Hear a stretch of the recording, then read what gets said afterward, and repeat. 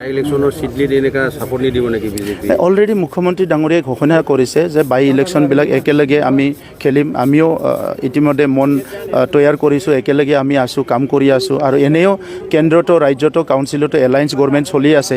গতিকে তেনেকুৱা প্ৰশ্নবিলাক অলপ পিছত মানে আহিব পাৰে, কিন্তু এতিয়া আমি খুব ভালকৈ কাম কাজত গুৰুত্ব দি আছোঁ।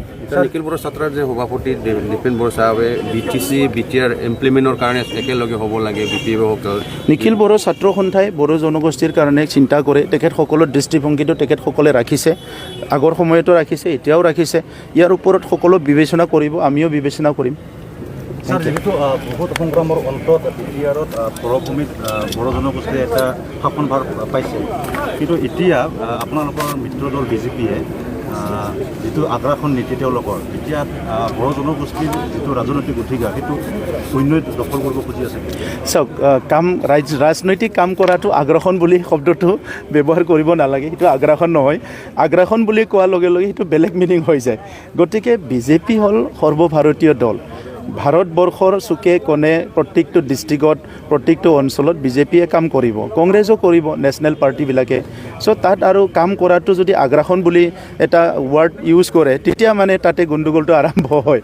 সেইকাৰণে আপোনালোকক মই অনুৰোধ কৰিম যে পলিটিকেল এক্টিভিটিবিলাক চবে নিজৰ নিজৰ দলে কৰিব। চবৰে নিজৰ এজেণ্ডা আছে। আজি নৰেন্দ্ৰ মোদী ডাঙৰীয়াই ভাৰতখন এটা বিশ্বগুৰু কৰাৰ কাৰণে, বিকশিত ভাৰত গঢ়াৰ কাৰণে কাম কৰি আছে, আৰু আমি তাত চবেই আছোঁ। তেখেতে প্ৰধানমন্ত্ৰী হিচাপে প্ৰথমবাৰ আমি পালোঁ, যিজনে নেকি ভাৰতবৰ্ষক একদম ক্লিয়াৰ, ভেৰি ক্লিয়াৰ মিছন আৰু ভিজন দিবলৈ পাৰিছে।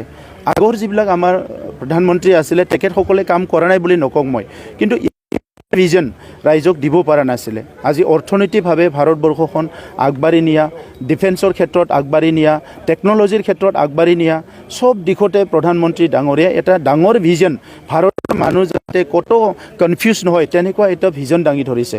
গতিকে আজি ভাৰতবৰ্ষত চুকে তেখেতৰ ভিজনটো লৈ আমি চবে কাম কৰিব লাগে। এটা আমাৰ দল হিচাপে আমি এলায়েন্স কৰাটো সেইটো বেলেগ কথা। দল হিচাপে এলায়েন্স নাথাকিলেও ভাৰতীয় নাগৰিক হিচাপে ভাৰতৰ নেতাজনে দেশখন আগবঢ়াই নিব বিচাৰিছে, তাত আমি সকলো মানে কাম কৰিব লাগে। আনপিনেদি অসমৰ ক্ষেত্ৰত চাওক যে বহুত মুখ্যমন্ত্ৰী আহিছে গৈছে, ভাল ভাল মহান আমাৰ ডাঙৰ নেতা সেই সময়ৰ গোপীনাথ বৰদলৈ ডাঙৰীয়াও আছিলে। বহুত মুখ্যমন্ত্ৰী আহিছে, আমাৰ কাম কৰিছে, অসমখনৰ ভেটিটো ভালকৈ ৰক্ষণাবেক্ষণ দিয়াৰ কাৰণে, অসমৰ নাগৰিকক আগুৱাই নিয়াৰ কাৰণে কাম কৰিছে। কিন্তু বৰ্তমানৰ মুখ্যমন্ত্ৰী ডাঙৰীয়াই যিটো ভিজন ৰাজ্যক যে অসমখন ভাৰতৰ উন্নত ৰাজ্যৰ ভিতৰত এখন হ'ব লাগিব, সেইটো এটা ডাঙৰ ভিজন। আৰু নেতাই সদায় ভিজন দিয়ে, এটা দূৰদৰ্শী এটা চিন্তাধাৰা ৰাইজক দিয়ে, আৰু ৰাইজে এই ৰাস্তাৰে এই পথেৰে আগবাঢ়ি গ'লে আমি আমাৰ গ'লটো এচিভ কৰিব পাৰিম, আমাৰ টাৰ্গেটটো আমি এচিভ কৰিব পাৰিম। গতিকে কোনোবা নেতা আহিব, কাম কৰিব, কাম কৰাত কোনো কম নহয়, কিন্তু কাম কৰাৰ লগতে এটা ভিজন দিব লাগিব। এতিয়া ৰাইজে সদায় কনফিউজ হয় যে আমি কোনফালে যাম। আমাৰ বানপানী হৈ আছে, গৰাখহনীয়া হৈ আছে, আমাৰ ইয়াত আগতে অস্ত্ৰধাৰীবিলাকৰ সমস্যা আছিলে, আমাৰ যিসকল সংগ্ৰাম কৰিছিলে সেইটো শান্তি কেতিয়া আহিব, জাতি জনগোষ্ঠীৰ আশা আকাংক্ষা চবে ৰাজপথত ওলাই আছিলে।